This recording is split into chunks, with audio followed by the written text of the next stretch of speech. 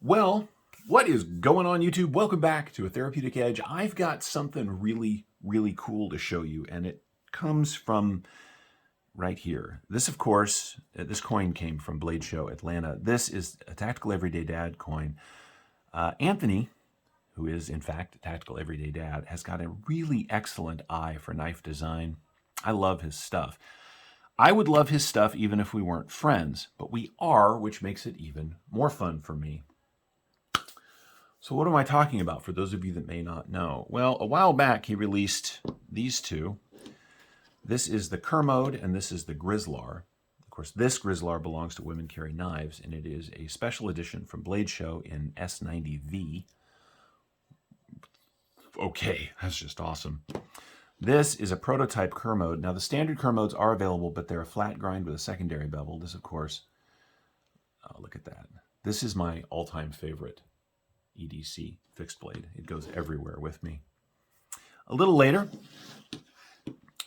with some prompting from those of us that really like big knives, he dropped the Kodiak. And this one,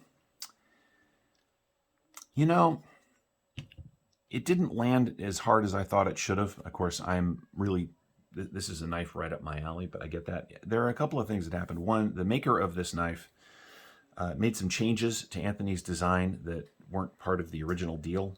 One of which was where they put the screws in the handle. It made it kind of bitey. The other was this hammered look. That was not supposed to be there. Anthony, being the cool guy that he was, like, oh, all right. But yeah, I mean, I can get it. I get why this knife maybe didn't land as hard as these other two. A, it's a little bigger. B, they're expensive, and it's $10.95. And finally, it just wasn't really his vision brought to life. I mean, the hollow grind was, the compound grind was, but anyway, there were some changes that were made that's what happens, right? You wrestle, things happen. But he didn't let go of his desire to make a big, beefy camp knife that served multiple purposes. And that leads us to this prototype. This is the Kermode XL Proto. Daniel is the maker. I will post a link to his Instagram in the description below.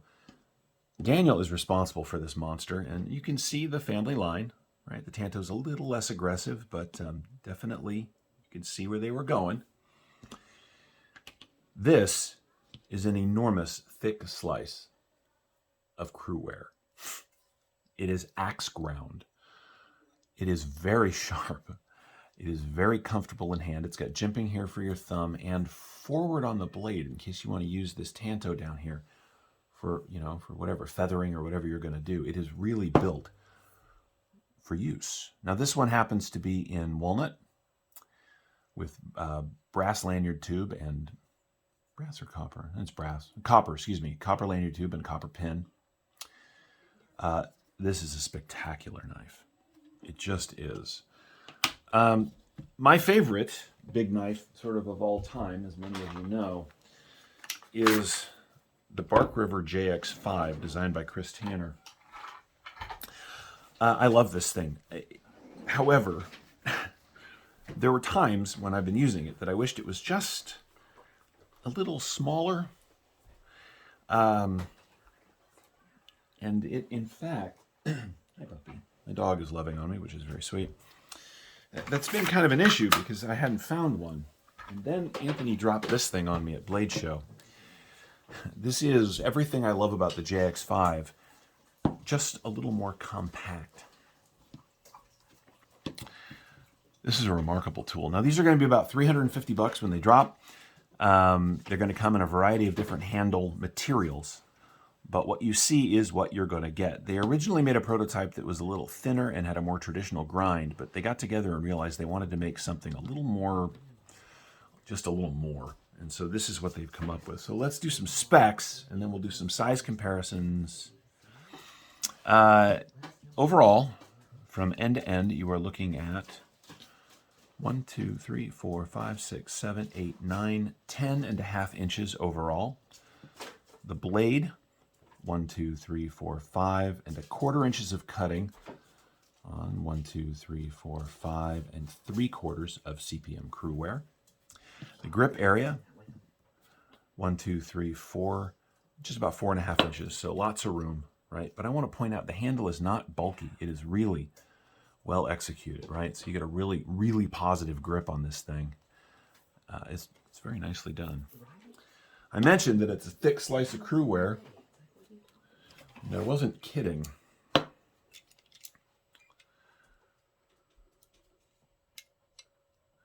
This is 5.62 millimeters of Cru-wear, or just shy of a 1/4 inch. It is fantastic. However, that being said, the handle at its thickest is 0.8 of an inch, right? Or 20 millimeters, right? So you get this really positive, easy to manipulate grip. It's very fast for such a big knife, which I like. Am I a fan? Yeah. I am. These knives will come from Anthony, or from Tactical Everyday Dad, in a Bark River-esque leather sheath. I'm not really a leather guy, so I will be taking this to my Kydex guy for a little Kydex. I would also like to point out that because it is Cru-wear, it is not rust-proof, and if you keep it in the leather, you risk patinaing it, adding patina? Maybe in a way that you weren't ready for, so just keep that in mind. Let's do those size comparisons again. Here it is against the standard Kermode, right? Here it is against the Grizzlar. Some of you will know what all that means. Let's do it against some stuff that's a little more common. Here it is against a K-bar. Of course, is the dog's head, but this is, in all other dimensions, exactly the same as the standard K-bar fighting knife. Many of you have seen these in person. What else do we have on the table? In folding knife parlance, here it is against a full-size Presidio 2 from Benchmade. So as you can see, right, it is a full-size knife. This isn't really I mean, you could everyday carry this thing depending on where you lived. This is more of an EDC size fixie. This is a camp size fixie. And I'll tell you, I have done some wood splitting with this. Now, granted, the blade is not enormously long, so you're not going to be cutting up big, giant rounds with it. But, man, I'll tell you, for kindling and for small wood, this is just a monster, and you can just baton the crap out of it. And I have a wood batoning thing that I use, so I didn't scar up the blade.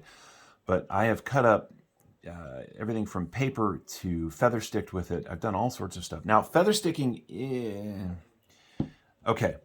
It will feather stick, but because of the axe grind, it takes a little more thought and effort, right? When you're working with something with a nice thin blade, right, feathering is easier to do because you're drawing it along the piece of wood and you're creating the little wood feathers.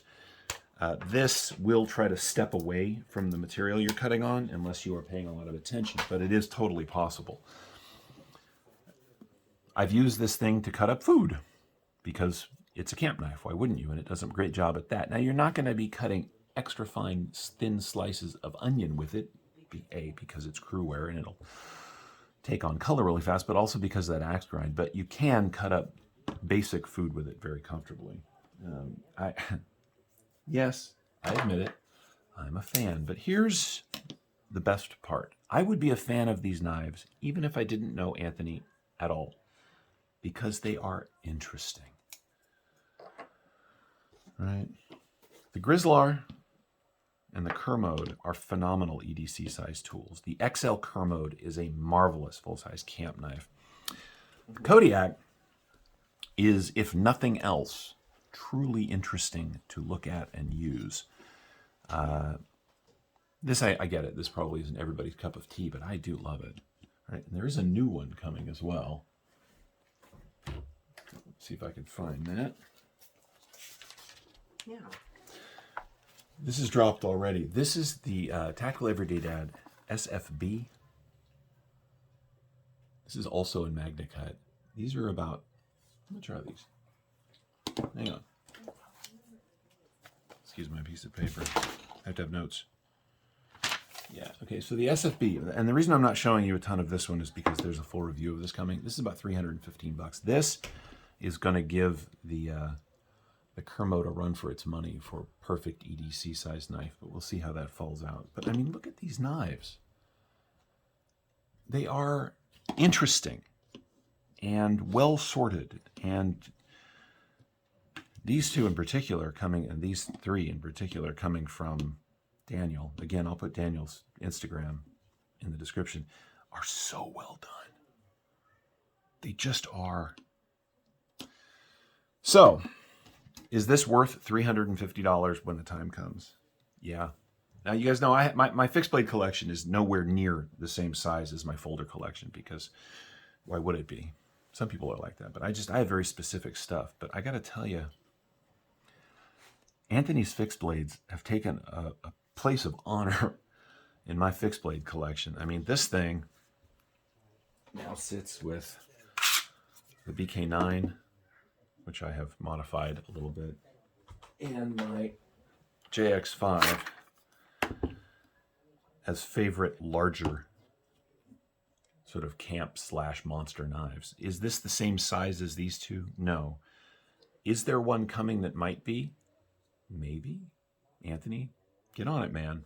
But my point is that these are big knives that do big knife jobs.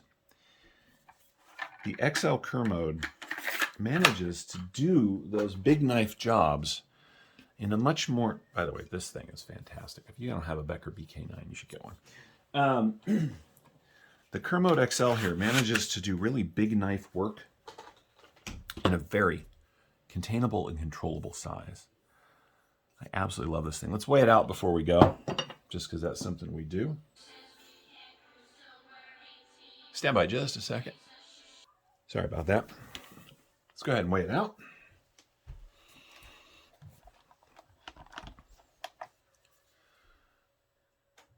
All right, the Kermode XL comes in at 11.3 ounces, which for this much knife, it's not bad at all. Not bad at all. Anyway, gang, that's it. This is the Kermode XL. This is a new personal favorite fixed blade. These have not dropped yet, but they will. I'll put a link to Daniel, the maker, the actual custom maker. I'll put a link to his Instagram in the description. And of course, I'll put a link to Tactical Everyday Dad in the description. If you are interested in this, interested in any of his knives, most of these are available right now on his website. Please feel free to go check those out. Thank you so much for watching. We'll see you next time.